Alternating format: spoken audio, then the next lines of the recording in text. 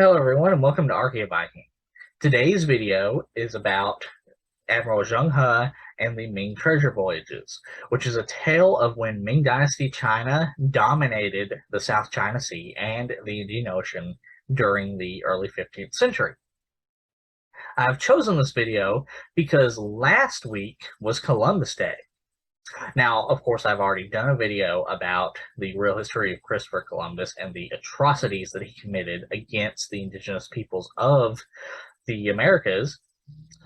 But having done that, I also think it's important to cover the lesser known but just as important voyages of Zheng He, though admittedly the voyages of Zheng He were not as impactful on the wider world as the voyages of Christopher Columbus were. So, in our modern Western worldview, for those of us who live in countries like the United States or the UK or Canada and such, when we think of an imperial power controlling large bodies of water like the Indian Ocean and the South China Sea, we often think about European empires like the Spanish Empire or the French Empire or, of course, the British Empire. And while those are still certainly important things to learn about because these countries were here, these empires were here for so long and had such a broad impact on both the colonial world and the modern world, they often overlook empires that both preceded the European empires as well as empires that were contemporaneous with European empires, both of which describe the two modern Chinese empires, the Ming Dynasty and the Qing Dynasty. In fact, the Ming Dynasty and the Qing Dynasty had comparable naval fleets like you see here. As well as eventually, as this video is going to talk about, became hegemonic powers over large bodies of water and large pieces of land themselves. However, before we get to that, we have to go back to the underlying causes of why the Ming Dynasty undertook these treasure voyages. And for that, we have to, as with the voyages of Christopher Columbus, go back to the Mongol Empire. Because when the Mongol Empire conquered much of Eurasia and solidified its control of this vast area of land, it also reopened the Silk Road. The Silk Road being the rough trade route that existed during the time of the Han Dynasty China and the Roman Empire, and the time of the Tang Dynasty China and the Byzantine Empire, which allowed for merchants from both the Western world and the East Asian world, as well as ideas and technologies to disperse and disseminate throughout Eurasia.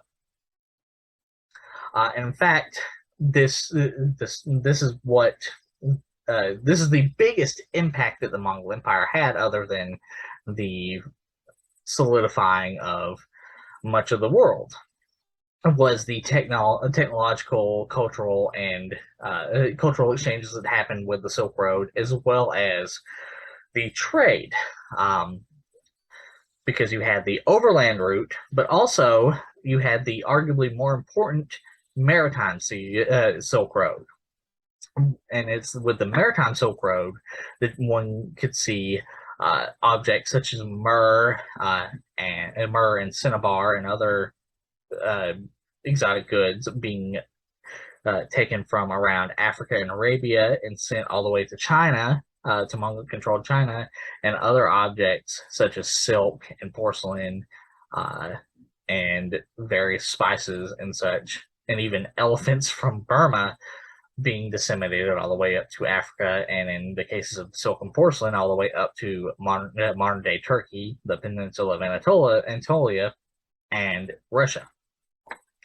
And this essentially allowed the Mongol Empire to become very wealthy and to maintain its power for a good chunk of time. Actually, with the empire, parts of the empire maintaining its power and wealth well into the 1450s CE. However, eventually the Mongol Empire would fall and the Silk Road would be dissolved. And this came in the late 1300s CE, the 1360s, and really as early as the 1340s CE, with the rise of several rebel groups such as the White and Red Lotus groups and the Red Turban groups. The Red Turban rebel group being one of the most powerful, being led by an individual who would eventually declare himself Emperor of the Ming Dynasty, Hong Wu. Hong Wu would lead the Red Turbans as well as the various other rebel groups that he eventually brought into his army, and would overthrow the Mongol-controlled Yuan dynasty of China in 1368 CE, creating the Ming Dynasty. And it was during this time that Hong Wu would transition China into essentially a isolationist state. He would cut off trade from the Silk Road for the most part. Not completely, as many Chinese trade ships would still make the route on the maritime Silk Road, as well as trade with areas like the Timurid Timurid part of the Mongol Empire, and various things like that. But for the most part, he cut off trade from the rest of the world. He also, during this time, took the time to invade the few parts of China that were still controlled by parts of the Mongol Empire, such as Yunnan. Where in the conquest of the area such as Yunnan, he would take the mixed Mongol-Chinese population as prisoners of war, oftentimes taking children and turning them into eunuchs. As I talked about in my video about the northern and southern dynasties, what made eunuchs so not necessarily sought after, but so important oftentimes to Chinese government positions, was the idea that once you castrated somebody, literally, and turned them into a eunuch, they would no longer be a threat to your royal line, i.e. that you no longer had to worry about them getting, say, one of your daughters, one of the princesses, or one of the daughters of a noble or what have you, pregnant, and therefore it would make them better government politicians and bureaucrats. One such individual was a child who would eventually be given the name Zheng He. And eventually, Zheng He would befriend one of Hong Wu's sons. Actually, one of Hong Wu's younger sons, who would eventually become known as the Emperor Yongle. Now, first, Yongle was not the chosen successor of Hong Wu. Hong Wu had, of course, chosen his eldest son. However, shortly after Hong Wu died, his eldest son died also. And according to Ming Dynasty imperial law, the throne goes from firstborn son to firstborn son. So while the Yongle Emperor Zhu Di was his birth name, was the second oldest son and was also the most experienced in terms of leading the military, he was not a firstborn son, so the throne was given to his nephew. And this, of course, made him very angry. And so he and Zheng He led a rebellion and overthrew his nephew and sent him into exile, Zhu Di crowning himself Emperor Yongle. And it was actually Yongle who was responsible for the construction of the Forbidden City in what is now modern-day Beijing. Yongle was also a far more expansionist emperor than his father was, a fact that we'll bring up multiple times in this video. And so, with his ascension to the throne, Yongle eventually decided in 1402 and 1403 that it was time to reassert the dominance of China over the Silk Road, specifically the maritime Silk Road. And so he ordered the construction of a large treasure fleet. Now, the numbers of this treasure fleet fluctuated over the course of the various expeditions, with it sometimes numbering around 300, and other times at its height numbering about 800. And for one thing, to give sort of perspective, at its height, the navy of the British Empire was only around 300 to 350 ships. So, so at its height, the Ming Dynasty fleet was between 2 to 3 times larger than the largest fleet of the British Empire, the most powerful of the European imperial powers. Furthermore, as you can see here, and this is to scale, the largest European naval ships, the galleons, which were Herculean in themselves, were dwarfed by the largest of the Ming Dynasty treasure ships. And yes, they were this big. We have the archaeological evidence to prove it, based off of their docks and the various areas in which they were built. And so, Yongle, as I said, ordered the construction of this treasure fleet to reassert the Ming Dynasty's dominance in the wider world. And who better to give control of this to give control of this fleet than his longtime close friend and one of his best generals, Zheng He, who was given supreme command of the Ming treasure fleets. And so with that, and with the construction of the Ming treasure fleet, Zheng He embarked on the first treasure voyage, which lasted from 1404 to 1407 CE. Now, this map right here covers all 7 of Zheng He's treasure voyages, but it's still a pretty good indicator of the route that he took in his first voyage, which led to him leaving cities like Chengdu and going to areas like Malacca and Macau, and Malacca, as well as Sumatra and Java, as well as parts of India. And this first fleet was generally undertook to, one, basically show to the wider world that China was back, and to bring royal gifts to initiate a tributary relationship between the various smaller kingdoms and China, as well as the fact that Zheng He took the time to sort of solidify and strengthen the Chinese infrastructure in the region, setting up various government depots and forts in areas such as Malacca. Zheng He was also given the task to make the maritime trade route safe again, because during the 40-ish, 30-ish year hiatus, Chinese hiatus, various pirates began to wreak havoc in the region. The most dangerous of these pirates, and it being an individual who had a rather large fleet of his own, named Shen Yi. And in fact, Shen Yi, on Zheng He's return voyage, had actually planned to ambush Zheng He, but Zheng He, having already placed spies in Shen Yi's pirate fleet, found out about the ambush and therefore ambushed Shen Yi instead, brutally defeating Shen Yi's fleet, as you see here in this image, destroying the fleet and taking Shen Yi back to the Forbidden City to be punished and imprisoned.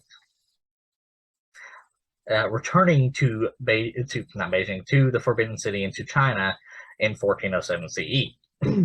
Shortly after his return, though, Zheng He would be given the task to go back out and conduct the second treasure voyage, which lasted from 1407 to 1409 CE. One of the main goals of the second expedition was to conduct formal investitures of loyal kings who were at least willing to conduct in this tributary relationship, such as the King of Calicut. But it didn't stop there. Zheng He also stopped in areas such as Java, the Majapahit Kingdom of Java to be specific, where he mediated a civil war between these two individuals. I'm not going to attempt to pronounce their names so as not to insult the traditional, so as not to insult the people who are from Java, but the individual on the left was at risk of being usurped during the Civil War by the individual on the right. And Zheng He essentially told them to stop and demanded. So what happened was Zheng He sent emissaries to mediate this dispute, and the emissaries were killed by the party who was trying to overthrow the rightful ruler of the Mashapik kingdom. So Zheng He said, "Look, one, you're going to pay me several thousand. I forget the name of the Ming Dynasty currency, but you're going to pay me several thousand dollars worth of this currency, several thousand pounds of this currency, in restitution for the death of the emissaries, and you're going to stop the Civil War and recognize the rightful rule of the individual you're trying to overthrow, or the Ming Dynasty will conquer you like the Ming Dynasty had just conquered Vietnam, specifically Annam, the Annam part of Vietnam, or northern Vietnam." And it worked. Both parties in the Civil War stopped and acknowledged the rightful rule of the individual here on the left. During this voyage, Zheng He also stopped at various islands on the way, like these islands you see here near Thailand, where he again set up various depots and government forts and things like that, as well as harvesting various types of wood and resources to take back to China. And then eventually returning to China in 1409 CE, and then departing shortly after that in the third treasure voyage, which lasted from 1409 to 1411 CE.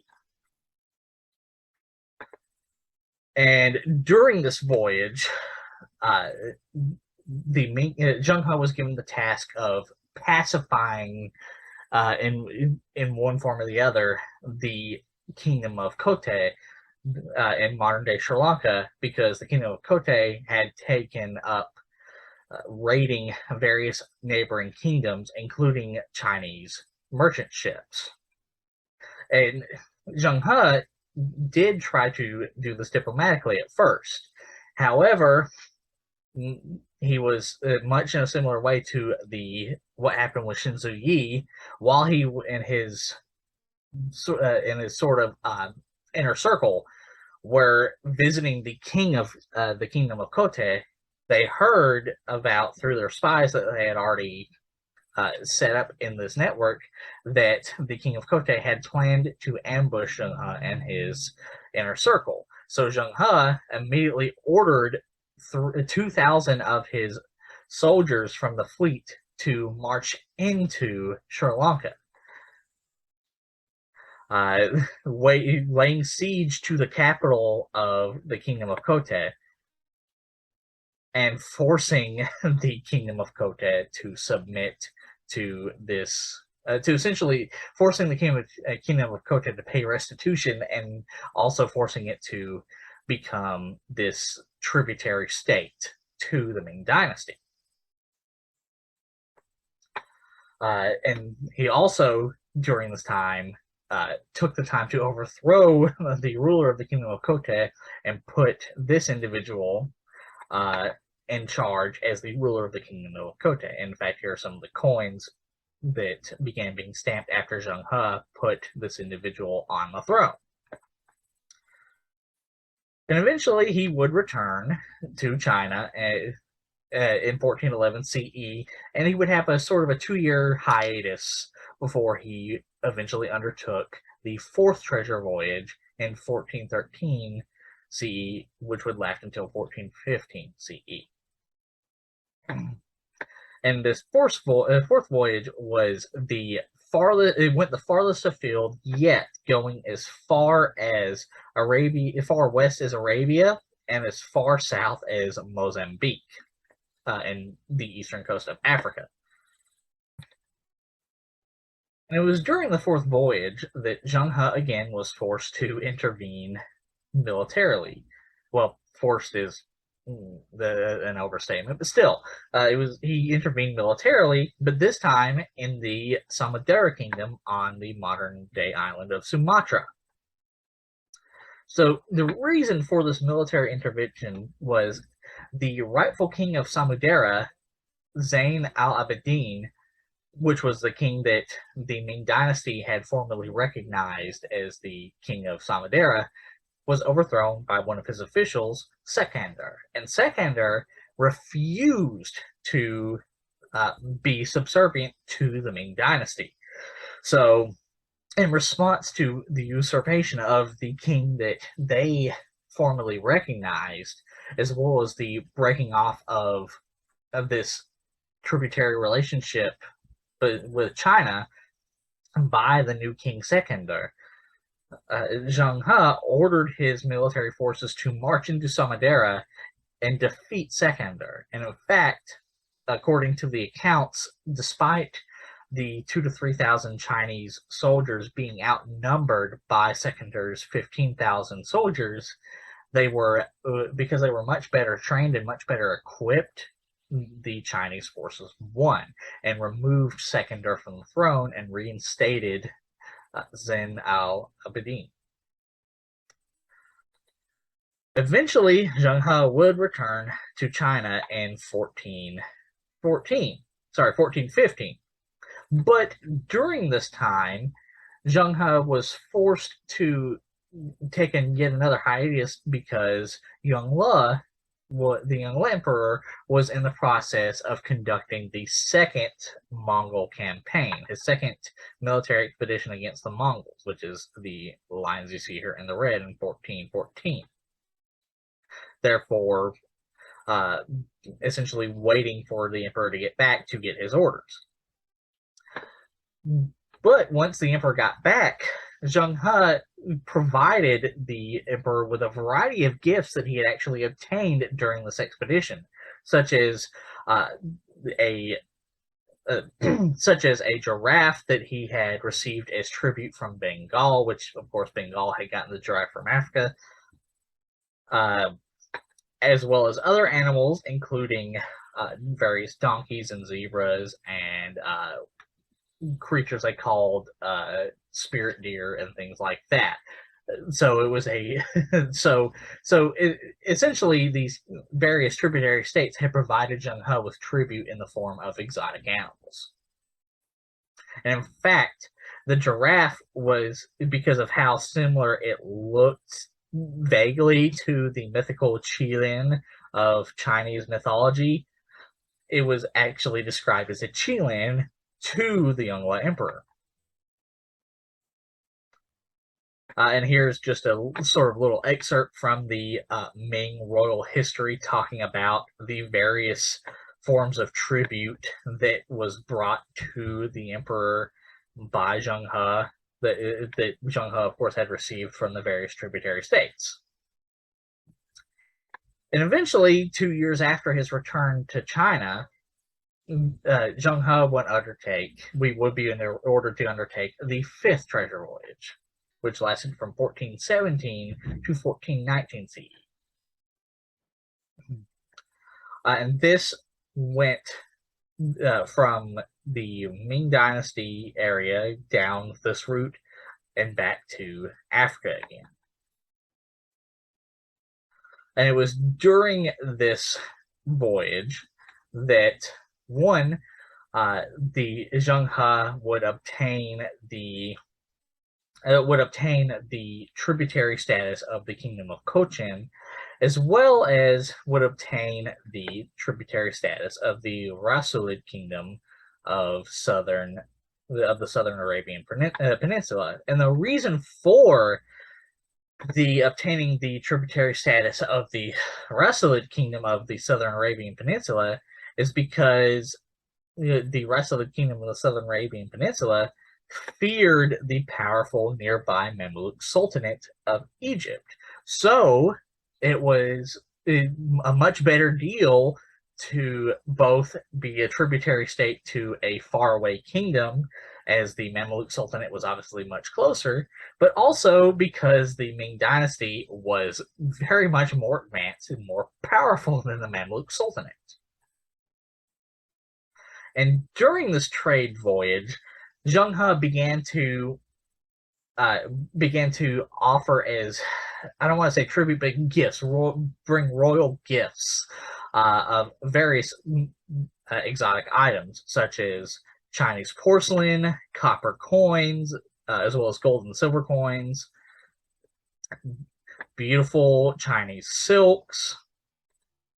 Rice was traded as well, but not just items from China. The Ming Dynasty, having tributary states in Southeast and South Asia, began to bring things like to areas in Africa, such as sandalwood from India and Southeast Asia, as well as pepper from Southeast Asia, and also would bring Chinese-made iron pots to areas in Africa, as well as the porcelain. In return, China, Zheng He's fleets would bring home exotic objects that they desired, such as ebony and ivory. Yes, I did this on purpose. Coral, exotic bird feathers, such as feathers from the kingfisher bird. Gums from gum trees, as well as resins from various trees as well, which could be used in various production projects. He would also bring back tin for smelting processes, gray amber for perfumes, and safflower, which could be used in various medicines and dyes for silks. And he would eventually return to China in 1419, and again would have a sort of 3-year hiatus before he eventually undertook the 6th voyage in 1421, which would again go through generally the same route. But this voyage would come to an abrupt, with the end of the 6th voyage and the return to China, the voyages overall would come to an abrupt end. And this is because Yuan decided that the funds of these expeditions could be better put to use in his military expeditions against the Mongols, the 2nd and 3rd Mongol expeditions. Eventually, however, Yuan would die and would be the throne would be inherited by his son Hongxi, who himself would die a year later. Yuan died in 1424, and Hongxi Emperor ascended the throne in 1424. And Hongxi Emperor died in 1425, only to be succeeded by his son, the Zhuangdi Emperor, in 1425, who would be a much longer lasting emperor. And the Zhuangdi Emperor decided that the funds of the treasure fleets would be much better put to use constructing a variety of infrastructure buildings for would be better used for a variety of building projects, such as the construction of the Great Baoyan Temple, where he would put Zheng He actually in direct supervision of the building of this temple. Eventually, in 1430, Zheng He would finally be given the order to undertake the 7th and final treasure voyage, which would generally follow the route of all his other voyages. However, when Zheng He returned to China in 1433 from his 7th and final voyage, the voyages ended, and we're not sure what happened. We don't know if he died on arriving or if he died on the voyage, but either way, at this point, he had died, which was one of the contributing factors to the end of the voyages. as well as the fact that the voyages generally took quite a lot of money, and while they did bring back a lot of valuable trade goods, many Chinese politicians really did, including the emperor of the time, Yuan, began to not really see a reason for it. They began to feel like they had already proven their point, and undertaking any more treasure voyages was unnecessary. And this did so. With this, they decided to formally put an end to the treasure voyages altogether. And this did eventually lead to the eventual and slow end of Chinese hegemony in the region. However, Chinese trade and control of the region continued for several decades, well into the 1460s CE and even 1470s CE. So one might ask, well, if they ended, what was their legacy? Like, what did this accomplish? Well, one of the legacies of these treasure voyages was the infrastructure that Zheng He and the Ming Dynasty put into place during these voyages allowed for a much easier it allowed other powers such as the Portuguese and the Spanish to much more easily sort of get their foot into the door of the trade in the Indian Ocean and the South China Sea. And in fact, the first Portuguese explorer in the region, Vasco da Gama, talked about how when he stopped at areas like Mozambique and even Calicut and such, that the fact that he was paler than of course, Africans and the ethnic Indians of India, who are, as everyone knows, darker to a very big degree than, say, people from Japan or Korea or even Vietnam. He was actually called Chinese. Now, it's important to note that this is coming from him, a European, so how much of this is true and not just him embellishing like European explorers often did is up for debate. But it's still a testament, regardless of whether or not they called him Chinese, to the fact that the infrastructure that the Ming Dynasty put into place was still there and allowed him to begin the Portuguese and eventually Spanish trade and hegemony into the region. Now we have to come on to a subject that I'm sure a lot of people in a certain demographic are expecting me to talk about in this video, which are essentially the idea that Zheng He's fleets discovered the Americas before Columbus and helped bring about the European Renaissance, the Italian Renaissance, which is what brings me to this section of the video that I have titled Bad Pseudo-Scientific Theories About Zheng He's Voyages, because that's just what these things are, is bad pseudoscience. So, during the early 2000s, an individual known as Gavin Menzies wrote a couple of books about Zheng He's voyages. The first being titled 1421, the year China discovered America, and the second one being 1434, the year the magnificent Chinese fleet sailed to Italy and ignited the Renaissance. And these are interesting titles, and they bring a lot of imagination. Bring the idea of China doing these things to the imagination. But that's just it. It's pure imagination. And unfortunately, when I was younger, I fell prey to these books. And despite many people in my high school years telling me that these were complete bullshit, I refused to listen. But now I have learned that they are, many years ago, in fact, learned that they are, in fact, not true and are based off of bad science.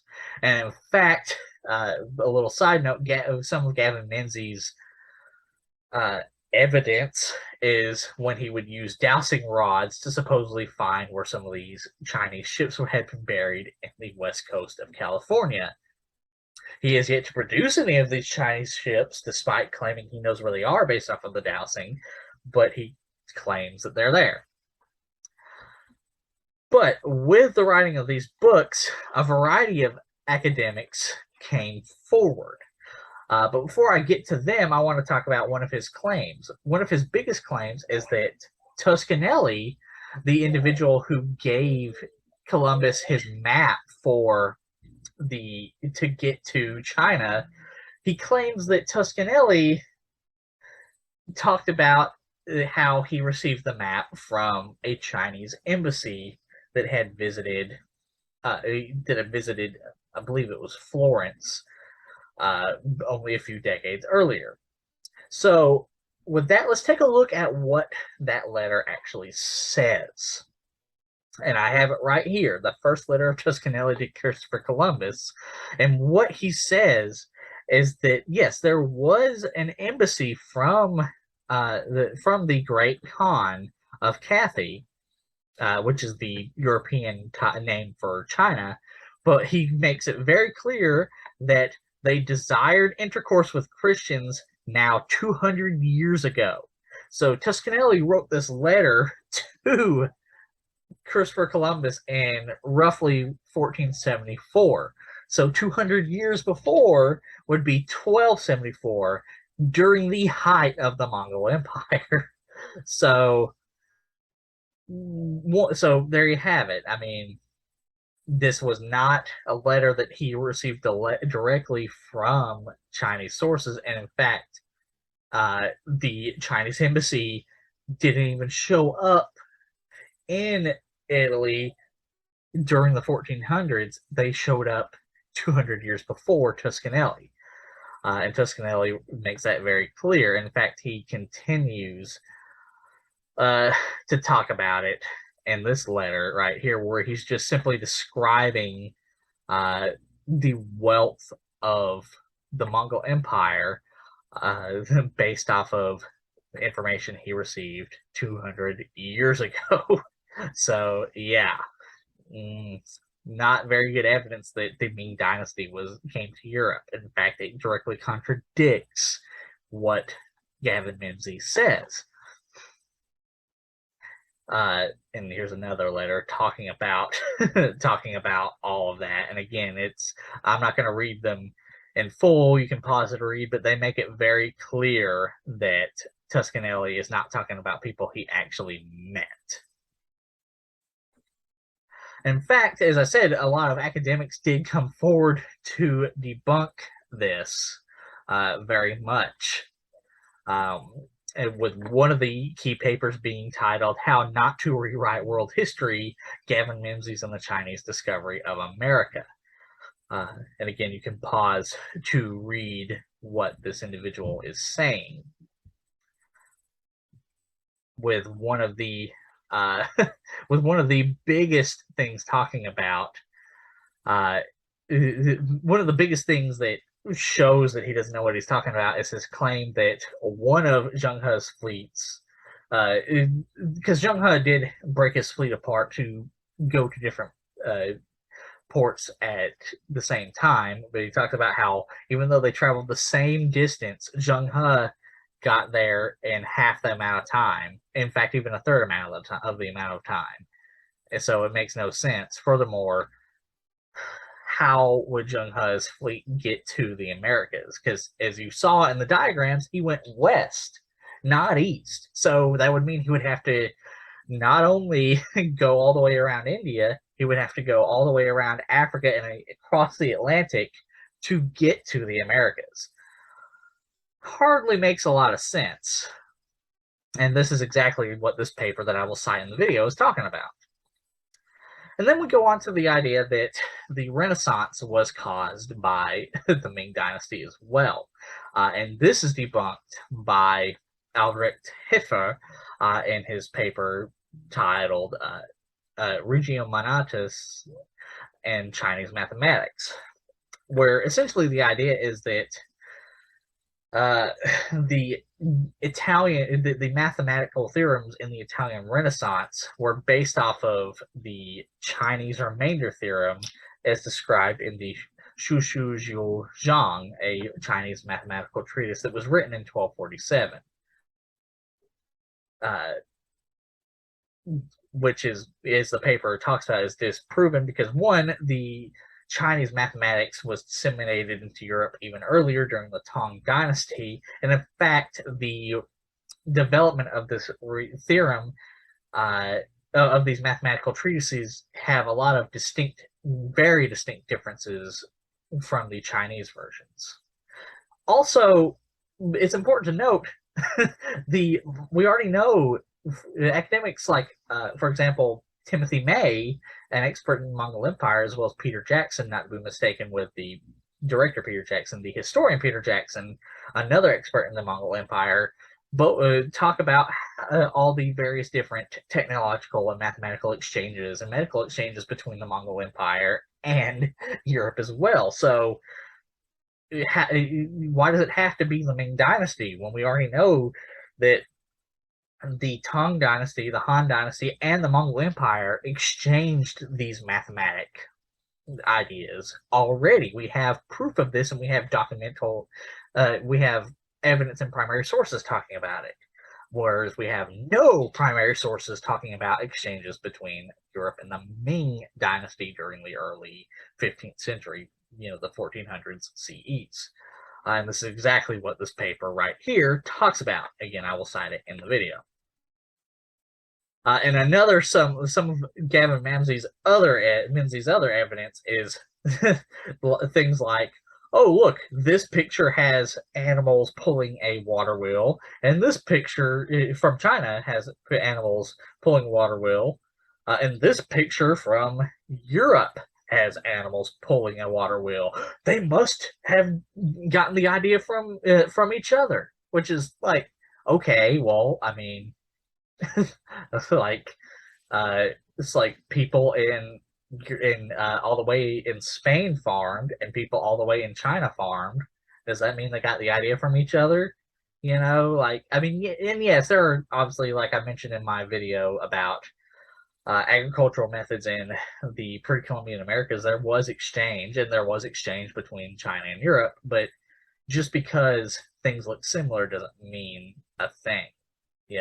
That's not evidence for China creating the Italian Renaissance. In fact, we have predating the Ming and Mongol dynasty. We have sites where water wheels were used, like this archaeological site from Rome. In fact, here's a diagram of a Roman water wheel. Does that mean that the water wheels described in the Nungshu from 1313 CE China, Mongol ruled China, somehow went all the way the fuck back in time to ancient Rome to show them how to use water wheels? Does it mean that the Han Dynasty went all the way several thousand miles across Eurasia to Europe to show them how to use a water wheel? No. I mean, sometimes it's important to remember that humans are humans, and all humans, regardless of where they live, whether it be in the Americas or Europe or Asia or Africa or what have you, think alike, and they do tend to come up with very similar ideas. I mean, look at the bow and arrow. It was developed independently in Eurasia, Africa, and the Americas. So, all right. So with that ends our video. So, as we've covered the voyages of Zheng He and how they were both established and strengthened the Ming Dynasty's hegemony over the area, but also when the Ming Dynasty left, it left the infrastructure that the Ming Dynasty had set up in their treasure voyages was what allowed European powers to easily sort of start in their trade within the Indian Ocean and the South China Sea, as well as the fact that I have shown how the ideas of Gavin Menzies are complete bunk.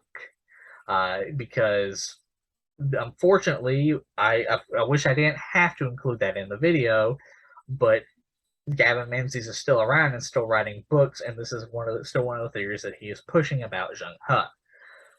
So with that ends the video. I hope you enjoyed the video, and if you want me to cover any of these subjects in more depth and detail at a later date, please feel free to leave a comment in the comment section. And I hope you enjoyed the video, and remember to like, share, and subscribe.